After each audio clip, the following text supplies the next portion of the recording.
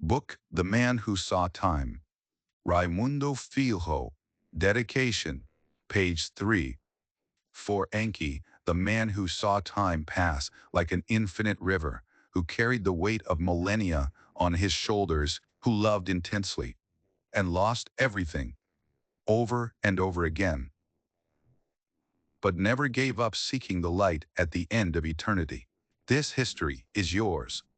You who were betrayed in the cradle of humanity, you who regenerated from ashes, blades, and shadows, you who faced the fury of a goddess, with nothing but hope and courage.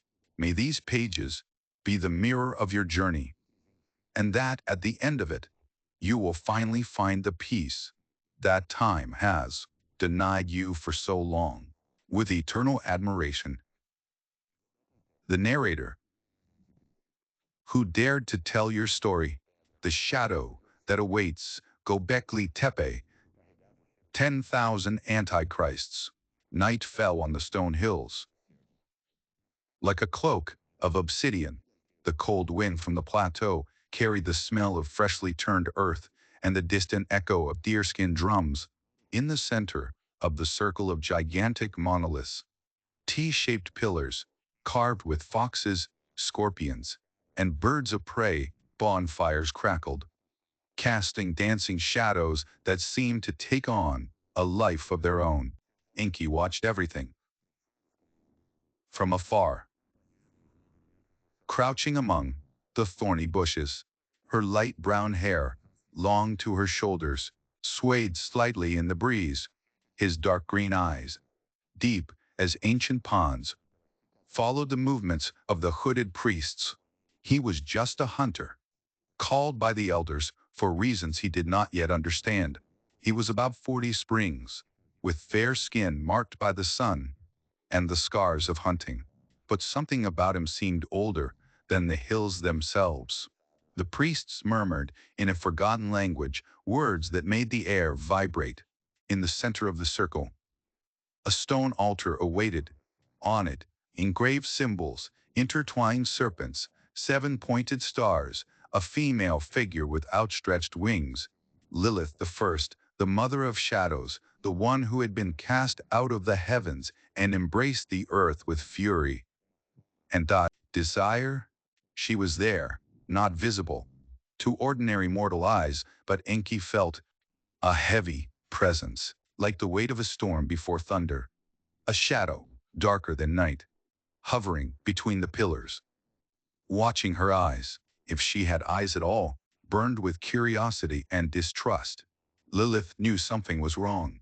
The priests promised honor, promised a blood pact to strengthen their lineage, but the intonations were false. They wanted to steal what belonged only to the gods. One of the priests held up a blade of obsidian, gleaming in the firelight.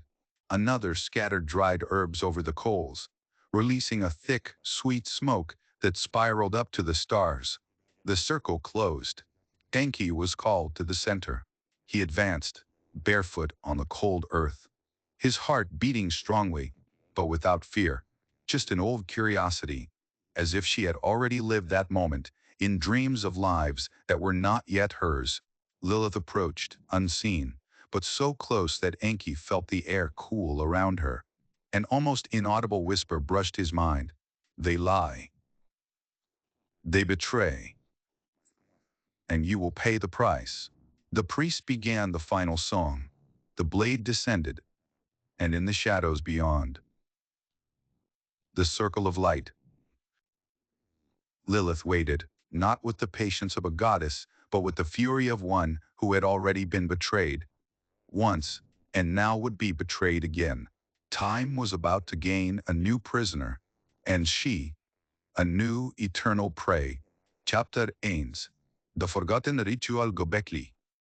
Tepe, Zinkomanal, Nal.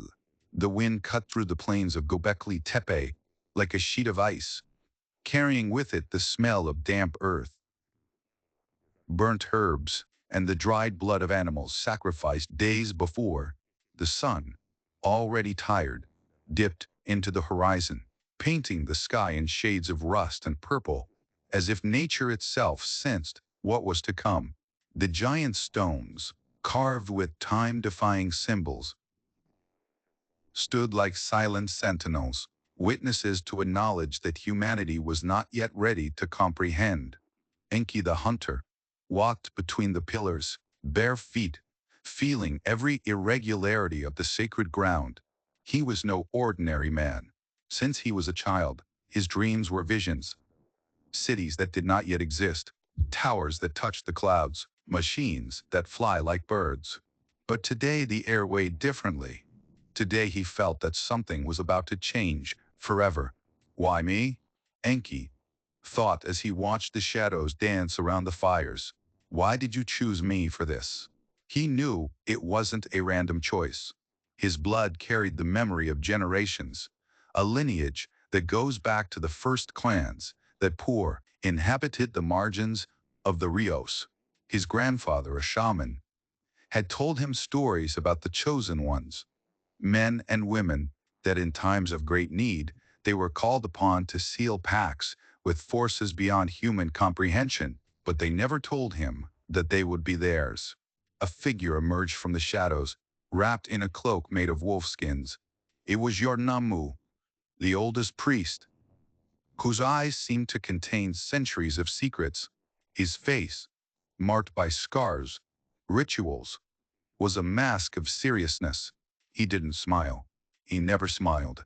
Enki of the river clans, said Yornamu, his voice hoarse as the creaking of stones. The moment has come. Dreams prepared you. Now the blood will seal you. Enki felt a chill run down his spine.